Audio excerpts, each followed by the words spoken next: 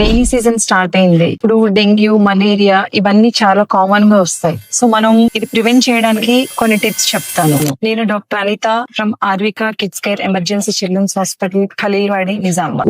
ఊరికే respiratory infections వస్తూ ఉంటాయి, దోమలు అనేవి పెరుగుతాయి. దోమలు పెరుగుతున్నాయి అని చెప్పేసి మస్కిటో కాయిల్స్ అనేవి బర్న్ చేస్తూ ఉంటారు. సో మనం రెయినీ సీజన్ లో ఏం చేయాలి అనేది కొన్ని జాగ్రత్తలు చెప్తాను. రెయినీ సీజన్ లో ఫస్ట్ ఏంటి అంటే ఇంటి చుట్టుపక్కల వాటర్ స్టాగ్నేషన్ ఎంత వరకు ప్రివెంట్ చేయగలరో అది ప్రివెంట్ చేసుకోవడం చాలా ఉత్తమం. దాంట్లో మస్కిటోస్ ఇవన్నీ బ్రీడ్ అవుతూ ఉంటాయి. దాంట్లో డెంగ్యూ, మలేరియా ఇవన్నీ వచ్చే ఛాన్సెస్ చాలా ఎక్కువ కాబట్టి వాటర్ స్టాగ్నేషన్ ప్రివెంట్ చేసుకోండి. సో నెక్స్ట్ అంటే ఈ మస్కిటోస్ బ్రీడ్ అవుతున్నాయి, మస్కిటోస్ ని ప్రివెంట్ చేద్దాం ఇంట్లో అని చెప్పేసి good nights, all outs, mainly mosquito coils అని చెప్పేసి బర్న్ చేస్తుంటారు. మస్కిటో కాయిల్స్ బర్న్ చేయడం వల్ల దాంతో వచ్చే స్మోక్ అనేది కొంతమంది పిల్లలు హెచ్ఆర్ఏడి అంటే వాళ్ళ ఆస్తమా ఇవన్నీ ఉంటాయి. సో ఇవి అన్ని ట్రిగ్గర్ చేస్తాయి. ఆల్రెడీ వెదర్ చల్లగా అది ట్రిగ్గరింగ్ ఫ్యాక్టర్. ఇంకొకటి యాడెడ్ ఈ స్మోక్ ఇంకా ట్రిగ్గరింగ్ ఉంటుంది. ఇన్స్టెడ్ ఆఫ్ మస్కిటో కాయిల్స్ అంటే ఏజ్ గ్రూప్ వైజ్ ప్యాచెస్ ఇవన్నీ దొరుకుతున్నాయి. అవి యూజ్ చేయడం బెటర్. అవి ఇన్హలేషనల్ ఇంజురీ అనేవి తగ్గిస్తాయి. అన్నిటికన్నా బెస్ట్